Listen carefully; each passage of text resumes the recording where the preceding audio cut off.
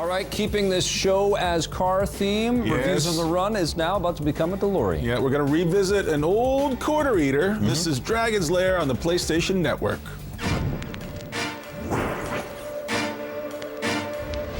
Going back in time for this review, it's Dragon's Lair, which was a classic Laserdisc game way back in the 80s. Well, I have to tell you that when I was a younger man, Yeah. I used to work in an arcade back when arcades still roamed the earth. Yep. One of the machines in the arcade was Dragon's Lair. Yeah. There was one guy, the only guy who knew how to play the game and finish it, because I would put 50 cents in. I think it was a 50-cent It was game. always expensive, yeah. And I would die immediately. Yeah. I wouldn't know what to do. One guy could get through the whole thing. I remember being fascinated by this. Yeah. It never was a fun game to play. No. It was a It's gorgeous cruel. game to watch. It's a cruel, cruel game. It really still is. And it's on the PlayStation Network, and it's a $10 download.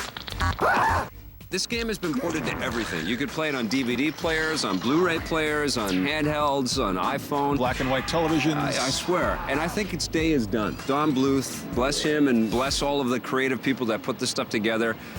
I think we have to put it to Well, bed. these were important games because they really gave birth to the idea of cutscenes in games. Sure. And they really gave birth to the idea of more narrative-based games. And I guess a new generation of designers and video game historians comes up every new console cycle, so maybe you gotta refresh their memories with stuff like this, but this is an insufferable experience. It's a series of QuickTime events Yeah. that are a little too quick, even for me. Yeah, and well- I'm a skilled gamer.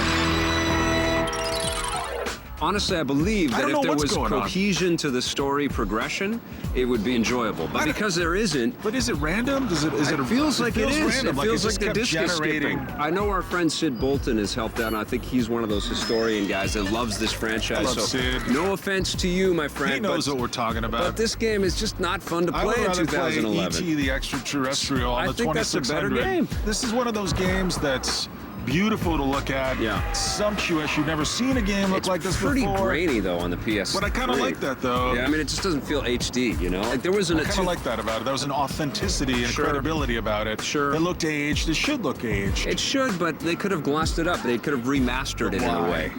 Because For you the 8 can. people that are going to download I it. guess. I mean, if it's going to be on an HD platform, let's go up to 1080p. Now, there was a 2002 20th I anniversary missed that. Dragon's Lair game. It was Dragon's Lair 3D, and I think that's what we need again. There's a couple of different gameplay modes to choose from here. You Yeah. get the arcade version, you get the home version, and for the life of me, I couldn't tell the difference Well, it's between one the two. scene after another scene after another scene with lots of death scenes.